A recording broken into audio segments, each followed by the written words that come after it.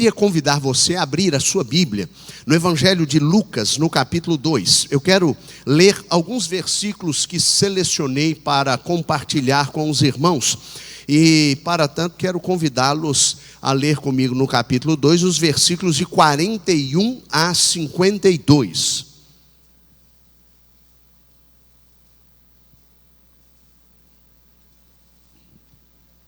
A versão da qual me utilizo nesta manhã é a versão Almeida século 21. Então, muito provavelmente, a versão que você tem em mãos deve ser diferente da minha, mas nada que atrapalhe o entendimento do texto ou que seja comprometedor.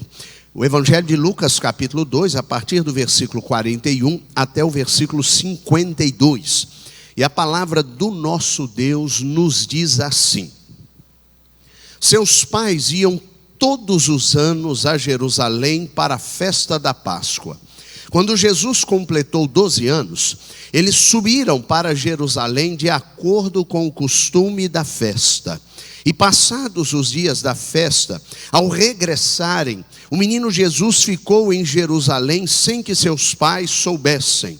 Pensando que estivesse entre os companheiros de viagem, andaram o caminho de um dia e passaram a procurá-lo entre os parentes e conhecidos. Como não o acharam, voltaram a Jerusalém em busca dele. 3 dias depois, eles o acharam no templo, sentado entre os doutores, ouvindo-os e fazendo perguntas. E todos os que o ouviam ficavam admirados com a sua inteligência e com suas respostas. Quando o viram, ficaram maravilhados. E sua mãe lhe disse: filho, por que fizeste isso conosco? Teu pai e eu estávamos te procurando muito ansiosos. Ele lhes respondeu: por que me procuráveis? Não sabíeis que eu devia estar na casa de meu pai? Mas eles não entenderam o que ele lhes disse. E ele desceu com seus pais, indo para Nazaré, e obedecia a eles, e sua mãe guardava todas essas coisas no coração. Jesus crescia em sabedoria, em estatura e em graça diante de Deus e dos homens. Amém? Que Deus nos abençoe na leitura da sua palavra. Eu não sei se você já percebeu, mas os riscos de nos distrairmos são enormes. E esses riscos nos levam a outros riscos que são desastrosos para quem pretende ter uma vida abençoada. Então eu queria nesta manhã chamar a sua atenção, nesse tempo em que estamos compartilhando juntos a palavra de Deus, para o desafio de que não podemos nos distrair, não podemos abrir em nossa história de vida espaço para distração. Se você deixar brechas, se você abrir espaço para distrações, você correrá riscos enormes, riscos que tendem a destruir literalmente a sua trajetória de vida. Agora, há alguns dias atrás, aconteceu na região de Mar de Espanha, uma cidade bastante interessante do estado das Minas Gerais, algo que chamou a minha atenção. Um ciclista estava pedalando numa rua movimentada e de repente um sujeito abriu a porta do carro e o fez inadvertidamente, o que significa dizer que ele não prestou atenção pelos retrovisores, se vinha alguém, se não vinha, e ele simplesmente abriu a porta. E quando abriu a porta, o ciclista foi atingido pela porta que estava aberta. O ciclista caiu, rolou e foi parar do outro lado da via. Algo que me chamou a atenção, porque por um triz, portanto por muito pouco, ele não foi atropelado por um caminhãozinho que vinha na direção contrária, na direção oposta. Eu queria mostrar isso a você. Olha que cena inusitada. Note que muitas vezes no trânsito, nas ruas, por que não dizer até mesmo dentro de nossas casas, nós estamos literalmente sujeitos a passar por situações que podem nos colocar em risco. Distrações podem nos levar a uma situação absolutamente desastrosa. Bem, quando vi essa cena, pensei que, infelizmente, nem sempre nós estamos atentos àquilo que merece a nossa atenção. As distrações, elas são basicamente um desvio do foco. Alguém disse com bastante propriedade que ter foco significa dizer sim a um determinado propósito, e isso é legítimo, está absolutamente correto. Mas Steve Jobs, que foi alguém que de alguma forma revolucionou o mundo, especialmente do ponto de vista da tecnologia, ele declarou algo que gostei muito. Foco é dizer não a uma série de situações que não interessam quando você tem um propósito. Então, muito mais do que dizer sim a um propósito, foco é dizer não às distrações, aquilo que eventualmente vai tirá-lo do propósito, tirá-lo do bom caminho. Por aqui já temos uma boa ideia de que realmente, se não tomarmos cuidado, podemos literalmente nos perder. O texto que nós acabamos de ler, valendo-me da ideia de que estamos numa escola bíblica dominical, então vamos lançar mão desse texto para uma série de proposições que Deus tem para o nosso coração. Esse texto em especial, ele traz a mim e a você uma história que tem uma série de possibilidades interpretativas. O texto, ele pode ser usado no que diz respeito à inteligência de Jesus, e esta é uma interpretação correta, aliás, eu diria até mais, é uma interpretação legítima do texto. Mas do ponto de vista exegético, ou seja, interpretativo, hermenêutico do texto, se você olhar bem, você vai perceber que uma distração levou a família de Jesus a fazer uma viagem sem ele. Agora imagine você, Deus confiou a você a responsabilidade de criar o Filho de Deus sobre a face da terra. Enquanto homem, evidentemente. Aqui uma observação importante. Pastor, vou fazer bem no estilo escola bíblica dominical. Nós, os servos de Deus, batistas em especial, nós cremos no que a teologia chama de união hipostática. Nossa, pastor, o que é isso? O que é união hipostática? A união hipostática, do ponto de vista teológico, significa dizer que nós cremos que Deus, ele se estabeleceu na pessoa de Jesus Cristo, e naquela condição ele era, aqui na terra, 100% homem e 100% Deus. Então ele conseguiu reunir em si mesmo atributos divinos e atributos humanos. Só Deus tem essa capacidade, só Deus tem esse poder. E a Bíblia diz que ele estava aqui na terra nessas condições, mas aquilo que nós chamamos de relação humana da parte de Jesus Cristo sobre a face da terra, declara que ele precisou passar pelo processo que todo ser humano enfrenta enquanto se constitui na condição de sujeito sobre a face da terra. Então ele nasceu, ele cresceu, ele se desenvolveu, ele aprendeu a andar, ele aprendeu a falar na condição humana. Mas aqui uma observação importante, os atributos divinos estavam presentes, embora ele tenha aberto mão de sua glória, porque diz a Bíblia que ele se esvaziou de si mesmo. Vou usar um outro palavrão teológico aqui. Doutrina kenótica, que vem da palavra grega kenosis, que significa esvaziamento. Então Jesus se esvaziou de sua glória para vir ao mundo, mas não deixou de ser Deus. E eu provo isso a você. A Bíblia diz no livro de Hebreus que ele foi tentado em todas as coisas, porém, sem pecado. Então, na medida que ele é tentado, isso prova o quão humano ele era. Na medida que ele não rende ou não se rende ao pecado, não se curva ao pecado, prova o quão Deus ele era sobre a face da terra. Então, esta é a união hipostática, que é a reunião do poder divino com o poder humano, e ele se estabelece numa só pessoa, a pessoa de Jesus Cristo. Os pais de Jesus tiveram essa responsabilidade sobre a face da terra. Então Jesus estava sob sua responsabilidade. Diz a Bíblia que todos os anos eles iam à cidade de Jerusalém para a festa da Páscoa. A festa da Páscoa é para o judeu algo de extrema importância. Vem da palavra hebraica pessa, começa lá no Velho Testamento, quando nós pensamos, por exemplo, na ideia de que o povo de Israel precisava sair do Egito, e Deus estabeleceu a saída do povo do Egito numa condição extraordinária, isto é, sobrenatural. Foram 10 pragas, e a última praga, vamos ver se os adolescentes estão ligados, qual foi a última praga? A morte dos primogênitos. Perfeito, vocês estão ligados. Então diz a Bíblia que a casa dos hebreus foi marcada para que, quando o poder de morte entrasse na terra do Egito, não invadisse a casa dos hebreus, tirando a vida dos primogênitos hebreus. Isso só aconteceu na casa dos egípcios.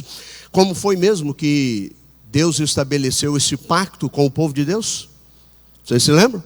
Diz a Bíblia que Deus mandou sacrificar um cordeiro sem mácula, e com o sangue do cordeiro marcar o umbral das portas das casas. E diz a Bíblia que isso foi feito.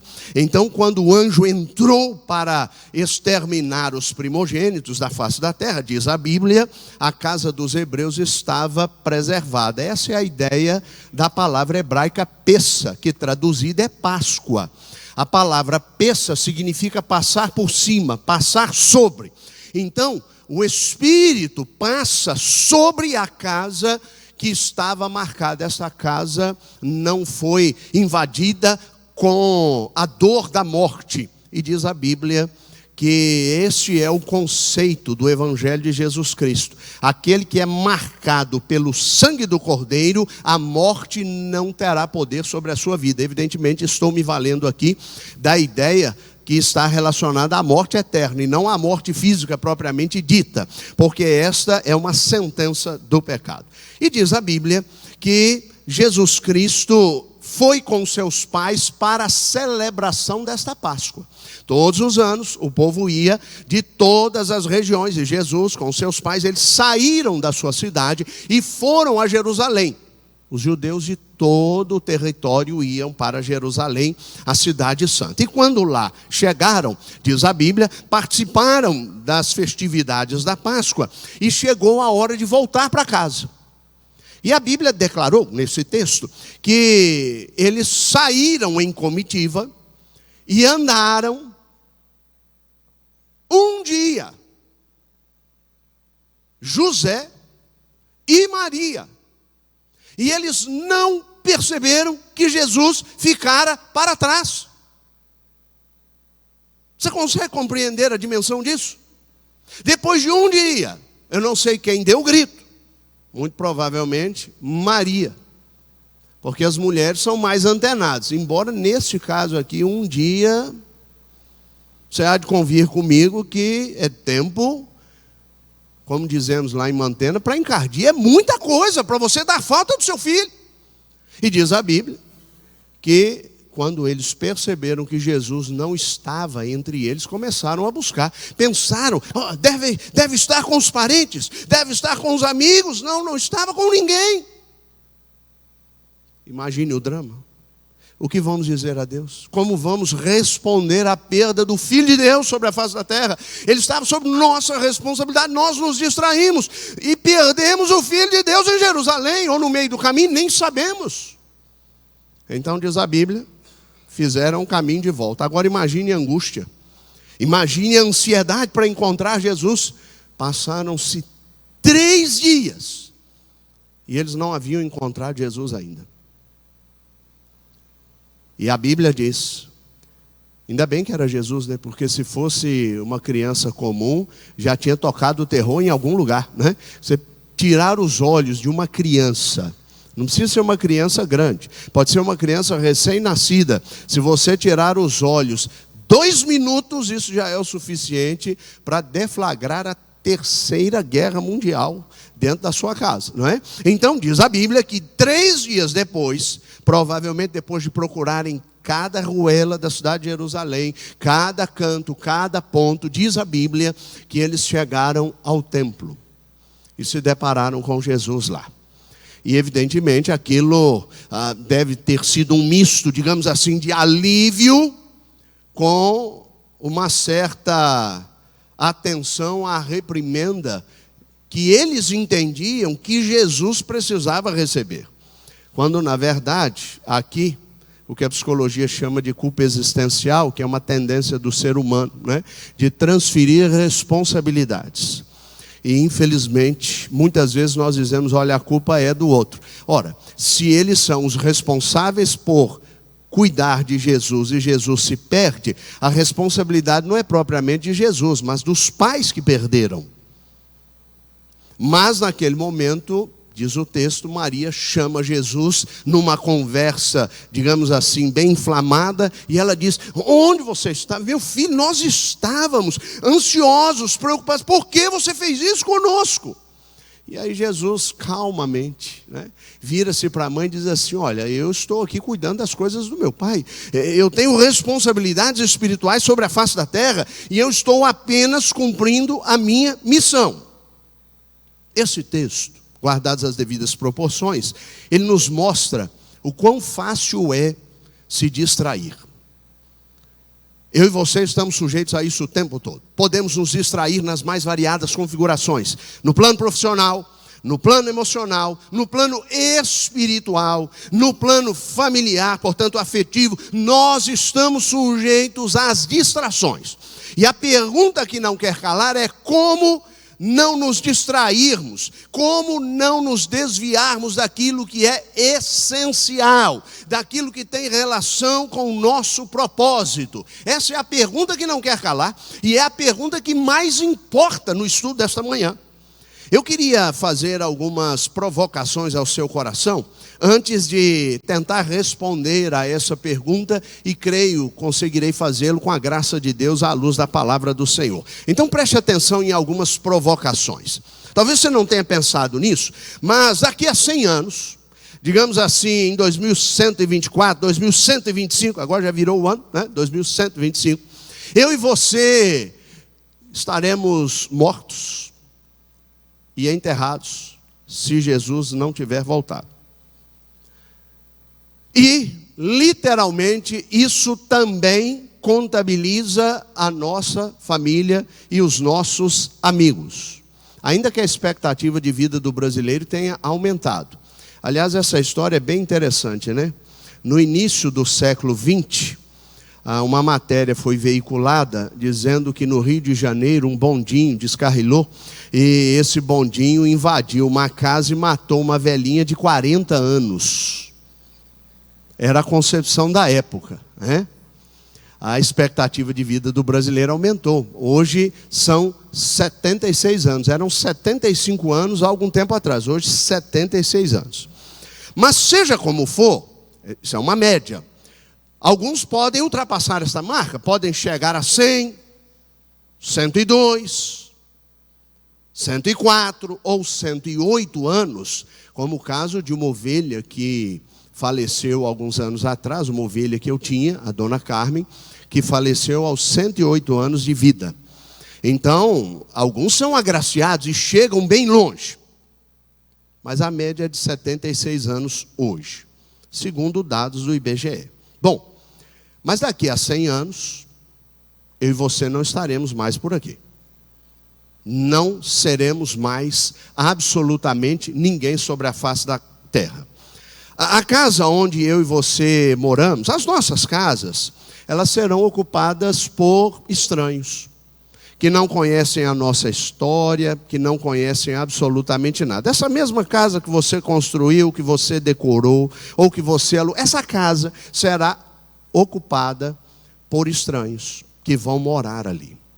Além disso, o carro que você pagou uma fortuna por ele, e aliás, o carro tem ficado cada vez mais caro, né? Muito caro, cada vez mais caro, e nós nos damos conta disso na hora de pagar o IPVA, aí que nós percebemos mesmo, nossa, mas é isso tudo, né? Então, esse carro, ele vai virar sucata, ele vai virar ferro velho, daqui a 100 anos ele não servirá para mais nada, até porque com o avanço da tecnologia, e num curto espaço de tempo como tem sido nessa última janela de vida, você pode perceber que realmente os carros estarão muito mais avançados do que os que temos hoje. Os nossos pertences, as nossas posses, tudo que nós temos, provavelmente ou será doado, muito provavelmente para um museu, porque ninguém vai querer usar um terno como esse daqui a 100 anos, né? Ele será praticamente um terno, no mínimo, fora de moda, a menos que alguém seja estilista e aí tem aquela visão retrô, aí queira usar um terno desse ano, mas muito provavelmente não irá fazê-lo. Então, isso tudo será doado, talvez um bom relógio que você tenha ainda exista, seu celular já era, porque em 2, 3 anos ele já era, não é? Ele já não serve mais. Para dizer a verdade, em 1 ano já tem um mais novo do que o seu. Então, no final das contas, os nossos pertences, ou eles serão doados ou serão incinerados, destruídos. Os nossos descendentes dificilmente saberão quem somos. Eu provo isso a você. Quantos aqui sabem o nome do seu avô paterno? Show. Quantos aqui sabem o nome do seu bisavô paterno? Opa, já diminuiu bastante. E se você for mais adiante, tataravô e coisa que o valha, tem alguém que sabe?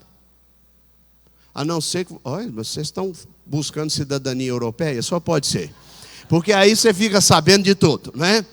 Mas não sendo o caso, só sendo estudioso ou curioso, né? A menos que a sua família realmente tenha uma boa tradição. Muito bom.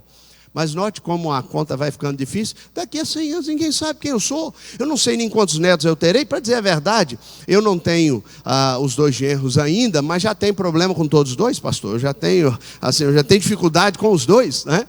Eu brinco sempre isso, mas isso é brincadeira. E daqui a pouco terei netos, não sei com quantos anos terei netos. Daqui a pouco, o pastor estava me dizendo ontem que tem 6, né? 6 bênçãos. E daqui a pouco ele terá bisnetos. Daqui a pouco a conta vai aumentando, mas aí ele já não estará mais por aqui. E aí, esses que vão chegando, não têm a menor ideia de quem fomos, onde moramos, o que fizemos, o que gostávamos de comer, como era o corte do nosso cabelo, qual era a cor dos nossos olhos, absolutamente nada disso.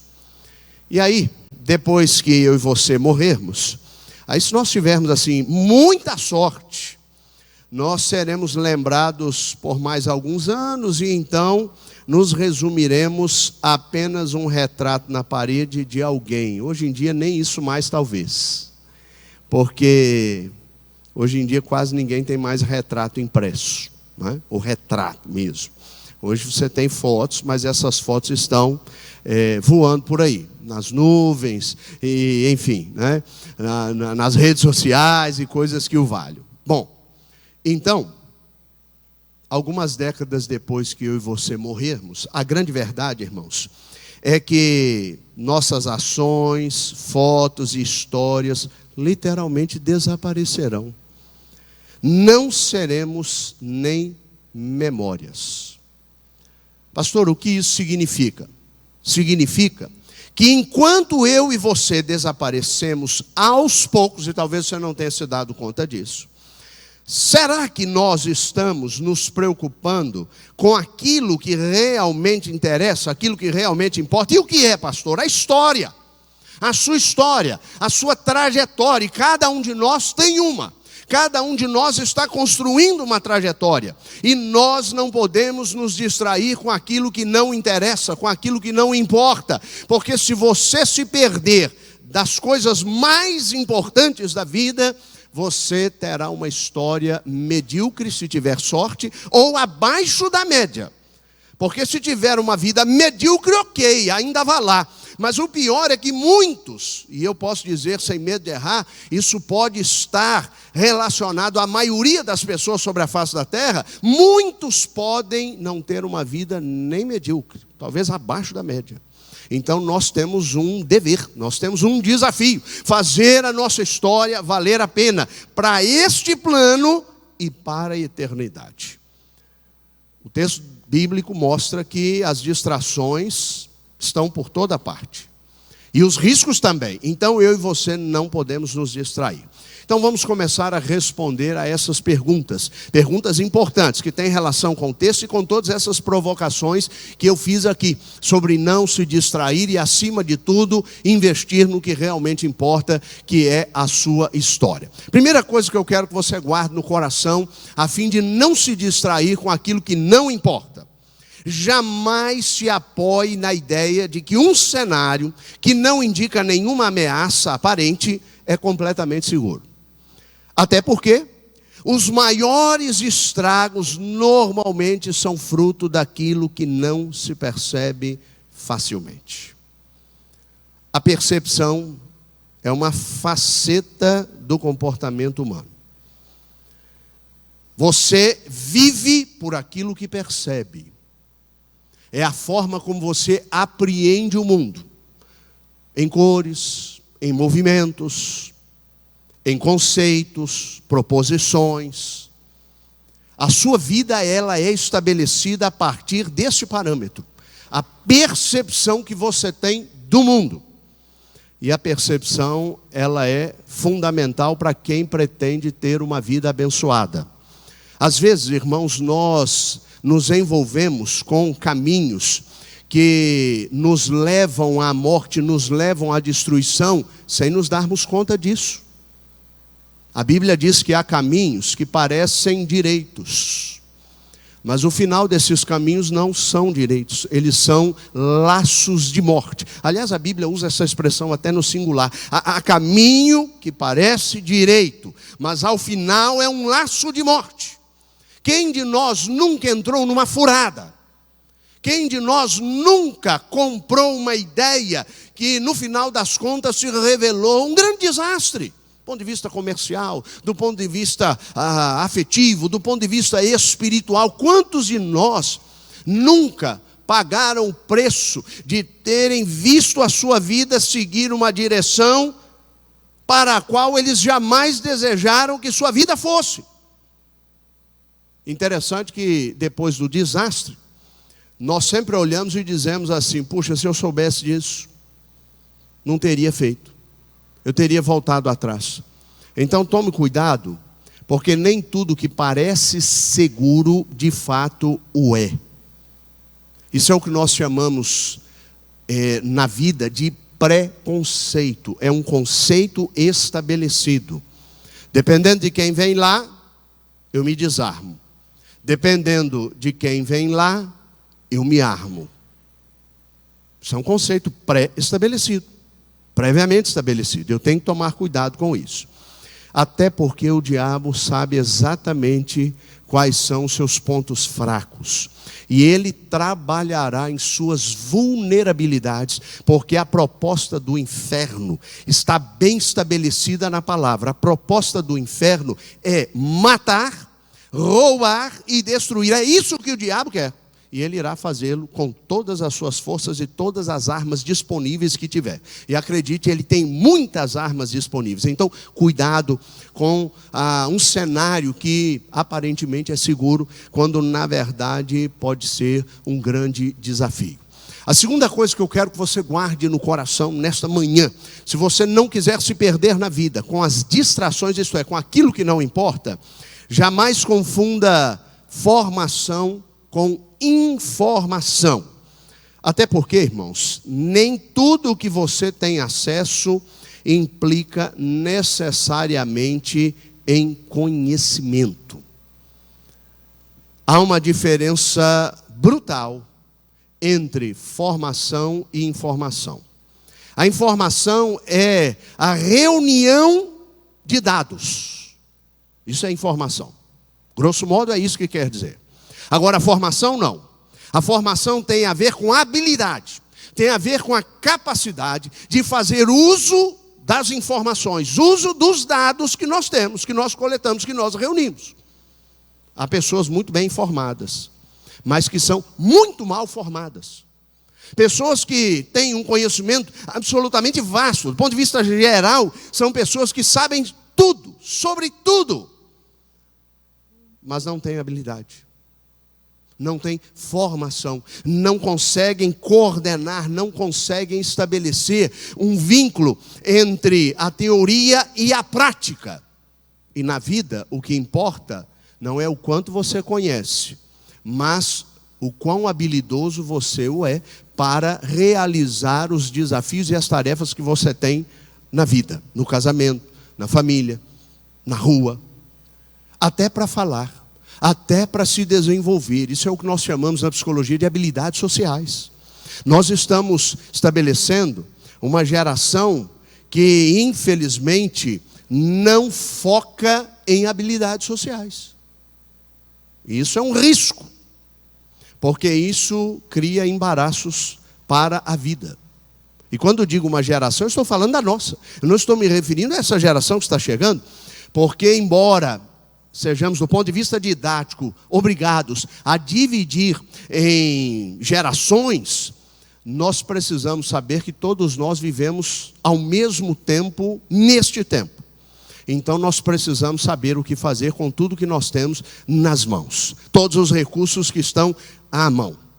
Deixe-me contar uma história interessante de uma jovem denominada Vera Mol. Essa jovem era holandesa, ela faleceu em 2015.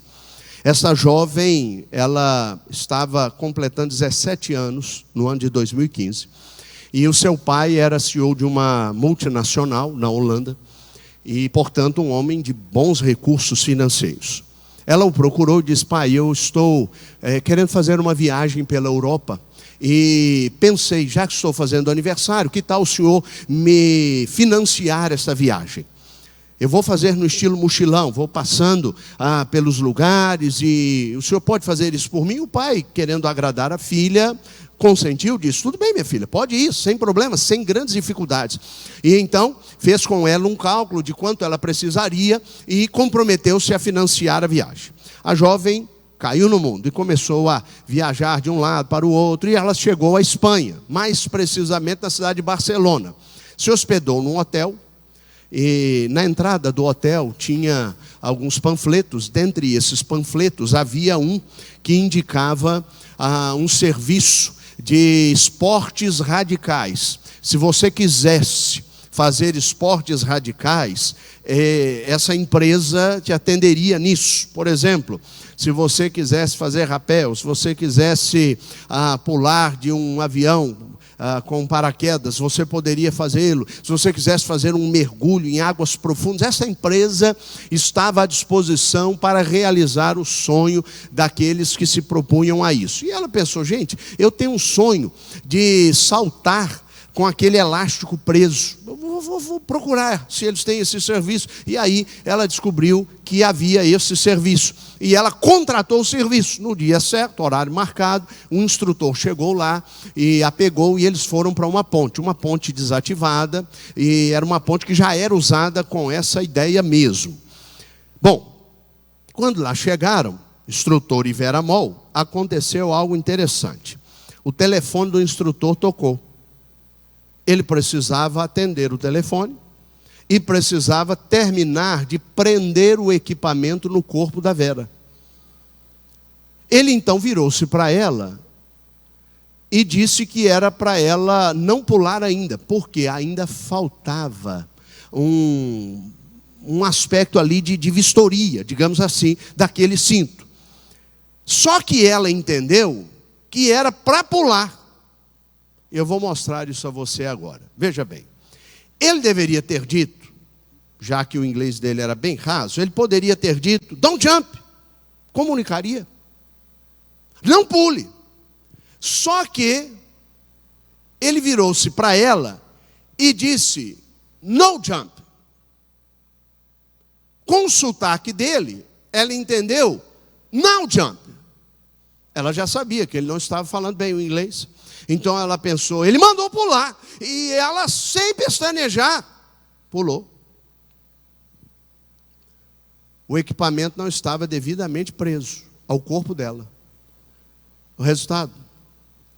Ela se espatifou lá embaixo. A mensagem errada pode custar a sua vida. Simples assim. Ouviu a mensagem errada, não conseguiu decodificá-la, isso pode custar a sua vida. Notou a diferença entre formação e informação? É muito diferente. O sujeito tinha alguma informação sobre inglês, mas ele não tinha formação. E a formação fez falta. Porque na hora de se comunicar com aquela com a qual ele estava operando aquele dia, o trabalho, ele não conseguiu fazê-lo e isso gerou um desastre. Isso, guardadas as devidas proporções, pode acontecer comigo e com você o tempo todo. Então tome cuidado. Não faça confusão entre formação e informação. São coisas absolutamente diferentes. Terceira coisa que eu quero que você guarde no coração. Jamais desconsidere aquilo que realmente importa em sua caminhada. Até porque o próprio caminho pode se revelar uma grande armadilha com poder de enrolá-lo. Isso, infelizmente, vai acontecer o tempo todo, né? Você pode se enrolar muito facilmente. Eu conheço uma história interessante de um sujeito que era servo de Deus, e ele era dono de um açougue. E ele precisava vender carne, era o negócio dele. Mas durante uma semana inteira o açougue ficou, como nós dizemos por aí, às moscas. Ele não vendeu praticamente nem 1 quilo de carne. Então no sábado pela manhã ele acordou e fez uma oração e disse: Senhor, olha, eu preciso vender hoje. Eu preciso vender e o Senhor sabe das minhas necessidades, senão eu vou ter que fechar o açougue. O Senhor podia me mandar clientes. Eu preciso, me mande um sinal de que pelo menos um cliente vai entrar no meu açougue hoje. E se isso acontecer, eu vou acreditar que o Senhor está comigo nessa situação. E ele foi para o açougue, abriu o açougue e ficou ali aguardando. E deu 9 horas e ninguém chegava. Isso era um sábado, seria só meio expediente, portanto trabalharia até meio-dia. Foi dando 11 horas e ninguém chegava. Por volta das 11h30, mais ou menos, chegou uma mulher, uma senhorinha. E aí ela conseguiu entrar no açougue e perguntou assim: moço, o senhor já está fechando? Ele disse: não, eu estava aguardando a senhora, por incrível que pareça. Ela disse: opa, muito bem. O senhor tem frango aí? Ele pensou: bom, frango não é bem o que eu queria vender. Eu queria vender uma picanha, queria vender um filé mignon, mas vá lá. É o que Deus mandou. Eu pedi um sinal, chegou o sinal. Ele foi até o freezer, abriu o freezer, pegou um frango, foi até a balança, descansou o frango em cima da balança e a balança pesou exatamente 1,5 kg.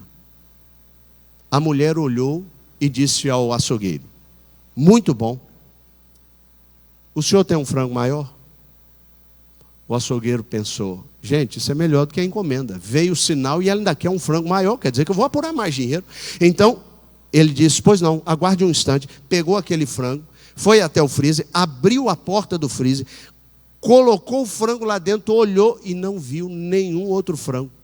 Só tinha aquele. Ele falou: e agora? Pelo visto ela quer um frango maior, o de 1,5 não serve.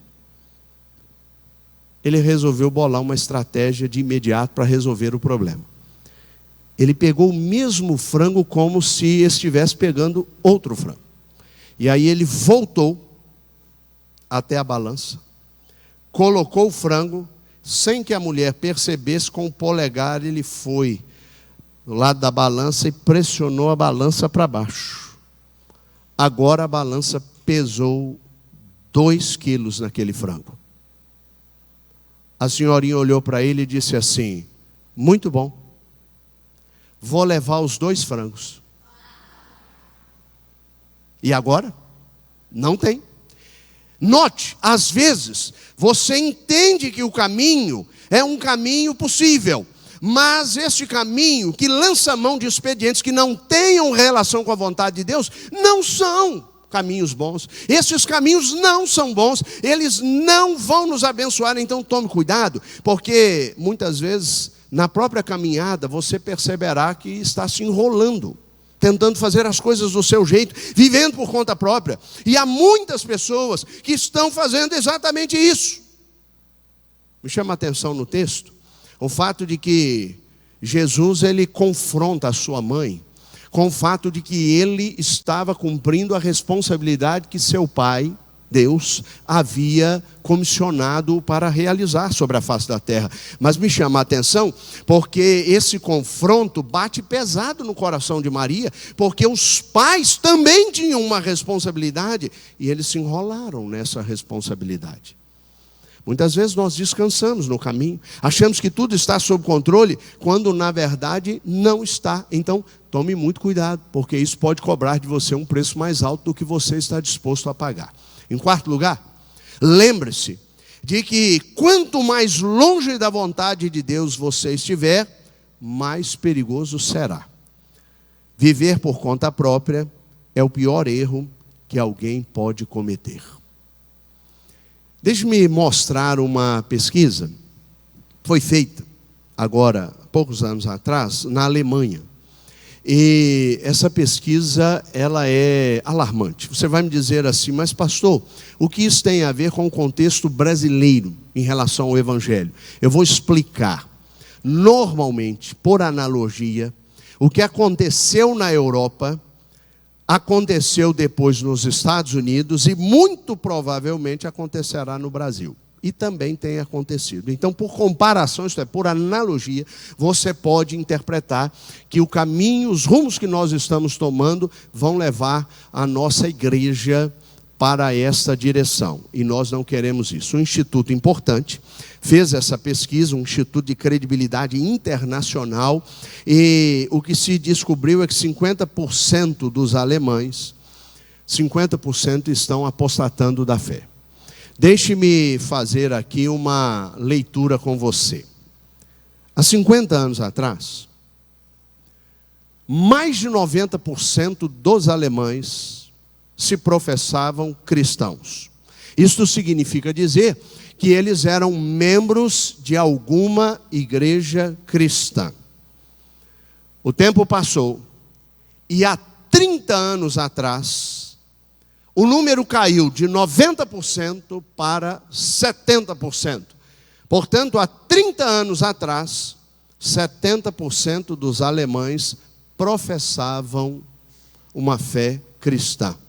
Significa dizer que eles eram membros de alguma igreja cristã. Segundo a pesquisa, em 2022, temos pouco tempo, 50% dos alemães professam a fé cristã e, portanto, são membros de alguma igreja cristã. Sabe o que significa dizer isso? Que nós tivemos, num espaço de 50 anos, a perda de 40% dos membros das igrejas cristãs da Alemanha. Um esfriamento total. A Alemanha, que é um dos berços do protestantismo. Então isso diz muito sobre nós, porque nós estamos falando de uma região que em algum momento vivenciou o avivamento espiritual, e esta região está vivendo hoje o esfriamento espiritual. Estima-se, segundo a pesquisa, estima-se que em 2060 apenas 30% dos alemães serão membros de alguma igreja evangélica. Você vai me fazer uma pergunta, pastor. O que essa pesquisa apontou como sendo a razão pela qual a apostasia está se tornando uma realidade na Alemanha? E por conseguinte, por analogia, nos Estados Unidos e dentro de muito pouco tempo no Brasil. Eu vou explicar. Segundo a pesquisa, há uma falência total no que nós chamamos de culto em família. Nós chamávamos isso anteriormente de culto doméstico. Não existe mais. Nós não temos mais dentro de nossas casas espaço para oração. Nós não temos mais dentro de nossas casas espaço para ler a palavra de Deus. Nós não temos mais dentro de nossas casas espaço para instigar o coração das pessoas a respeito daquilo que Deus espera de nós. Os parâmetros não são mais espirituais, agora os parâmetros são basicamente sociais. Você precisa dar certo, você precisa ganhar dinheiro, você precisa trabalhar, você precisa seguir uma carreira, você não pode ter mais distrações em relação à sua proposta desse mundo. mas é exatamente o contrário. E o inimigo está levando-nos a entender que nós podemos perder aquilo que é importante para ganhar aquilo que não importa. Então você está, sob pretexto de ter uma vida bem-sucedida, vivendo em detrimento de uma história que é indispensável, que é a vida com Deus. Qual foi a última vez que você, casado, orou com o seu cônjuge? Não por ele, mas com ele. Qual foi a última vez que você orou com os seus filhos? Qual foi a última vez que você se propôs a colocar os seus desafios diante do Senhor, fazendo uma campanha pessoal de fé, de oração? Não quando as coisas estavam indo de mal a pior, mas numa dinâmica, numa condição absolutamente determinada, por um coração decidido a servir a Deus e a andar com Deus. Essa é uma pergunta importante. Você já notou que nós estamos perdendo dentro de nossa própria casa? Estamos perdendo a atenção àquilo que realmente importa. Então tome cuidado, porque, como disse e repito, a proposta do inferno é matar, roubar e destruir, e o diabo vai fazer tudo o que puder para arrasar com a sua casa, para destruir o seu casamento, para roubar a alegria da sua família, para, de alguma forma, matar os seus sonhos. Você não pode permitir que isso aconteça. Então tome cuidado, porque enquanto você não percebe, o inimigo sorrateiramente está entrando dentro da sua casa. Antes nós pensávamos no cuidado de não perder os nossos filhos na rua. Agora nós temos que cuidar de não perdê-los dentro de nossa própria casa.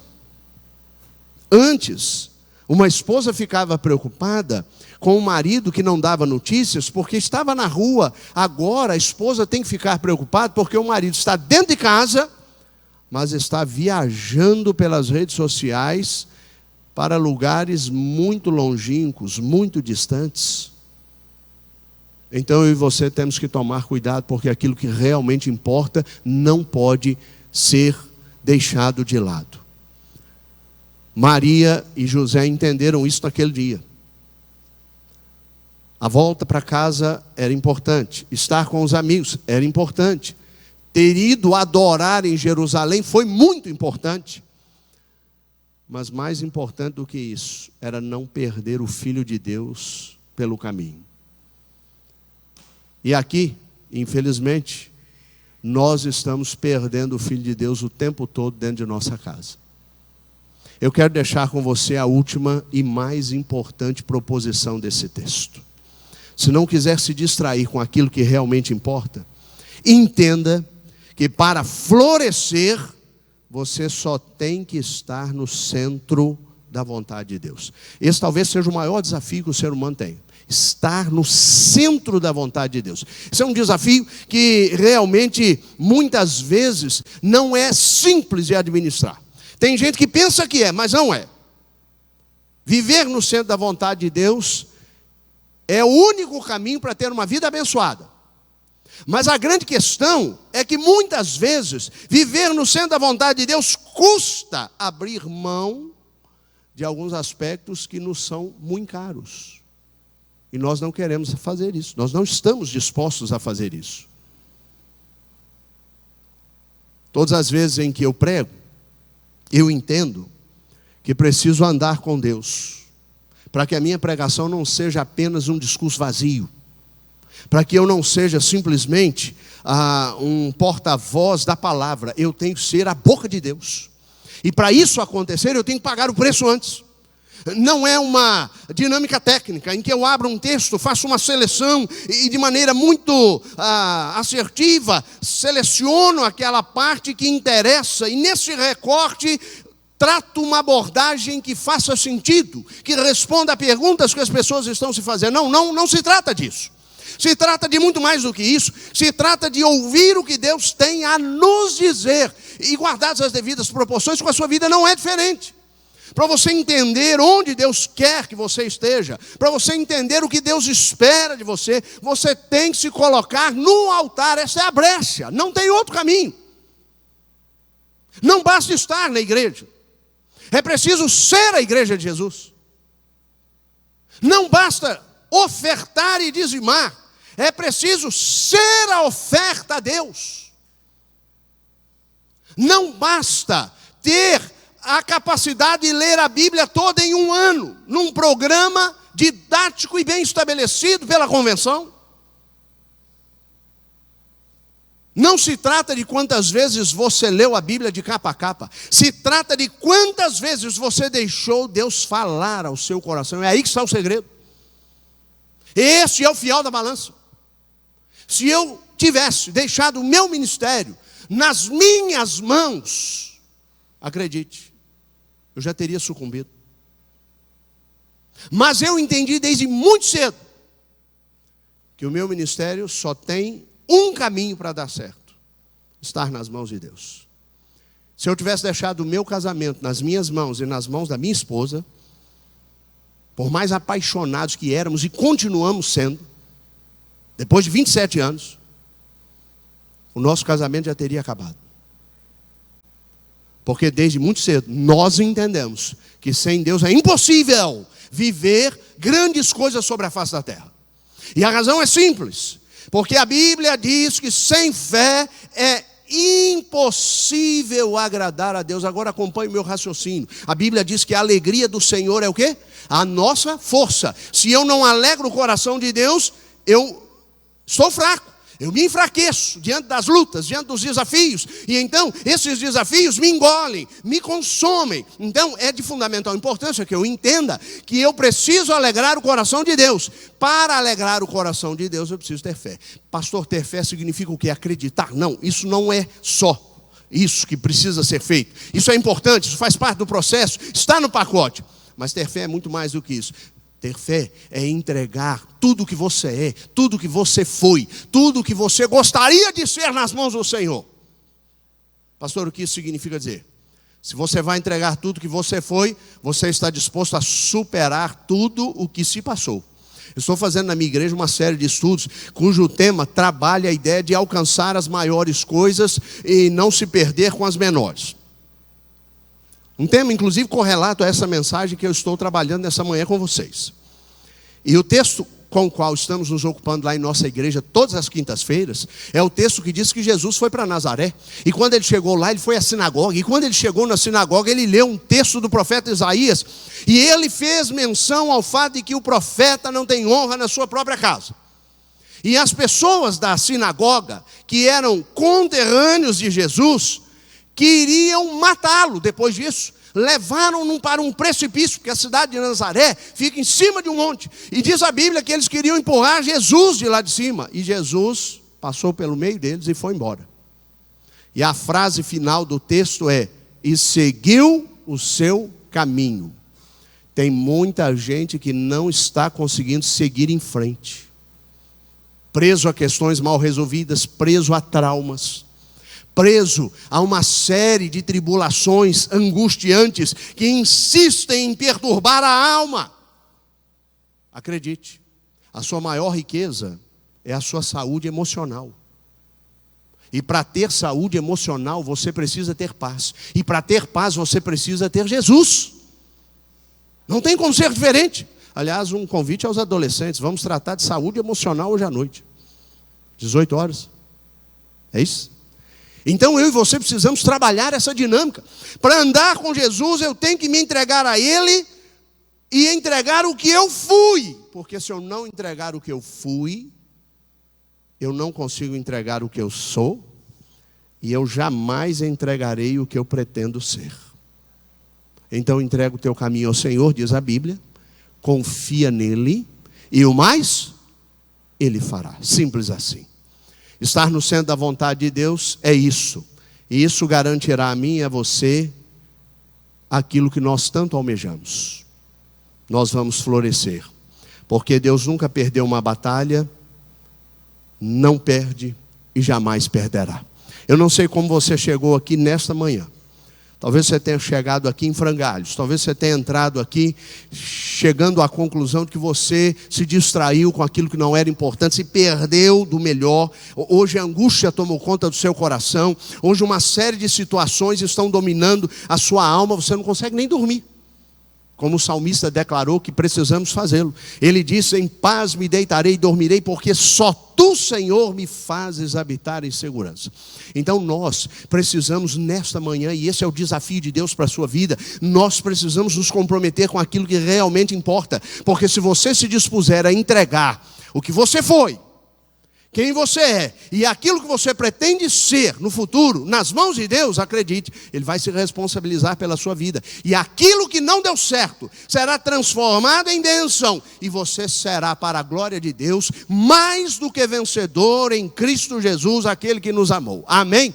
Eu não sei o que você está vivendo, mas eu quero orar pela sua vida. Você pode baixar a sua fronte e orar comigo? Pode colocar o seu drama nas mãos de Deus?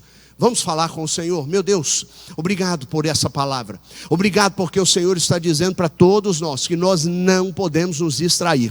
Existem expedientes dos quais estamos lançando mão que não interessam. São expedientes que às vezes nos fazem corruptos diante da humanidade, diante da sociedade, que colocam em nosso coração desafios com os quais não estamos sabendo lidar.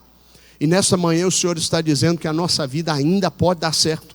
Mas para isso nós não podemos deixar espaço para distrações em nosso coração. Porque os riscos estão por toda parte. Então, meu Deus, no nome de Jesus, ministra nesta manhã a vida de cada um de nós. A certeza de que no Senhor nós podemos ser mais do que vencedores. Ainda é possível resgatar aquilo que perdemos. José e Maria erraram, sim, naquele contexto, mas diz a tua palavra, eles voltaram pelo caminho que haviam ido, e diz a Bíblia, eles reencontraram aquilo que havia perdido, ou que haviam perdido. Meu Deus, nós também precisamos reencontrar a alegria, precisamos reencontrar a paz, precisamos reencontrar o alívio para as dores da nossa alma. Então eu quero pedir que no nome de Jesus, tu estejas trabalhando essa palavra, para que todos os que a ouvem saiam daqui nesta manhã cheios da tua presença, vivendo e experimentando o melhor do Senhor sobre a face da terra, porque o Senhor nos criou para viver para a glória, e uma glória que vem dos céus, uma glória que muda cenários, uma glória que nos torna mais do que abençoados. É crendo nisso que nos entregamos a ti em nome de Jesus. Amém.